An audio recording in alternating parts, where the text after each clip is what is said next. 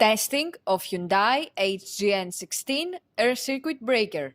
The basic settings will be set by the customer. For testing, we add a 220-volt AC power supply.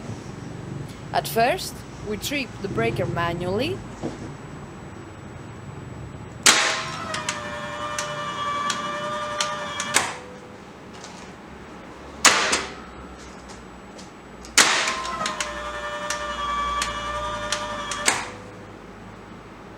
Then we trip the breaker with the help of the UVT.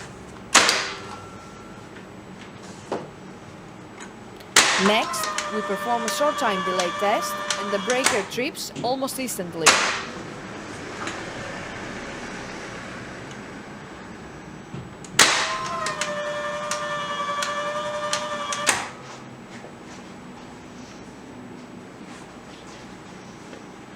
Lastly, we perform a long time delay test and the breaker trips after about 15 seconds.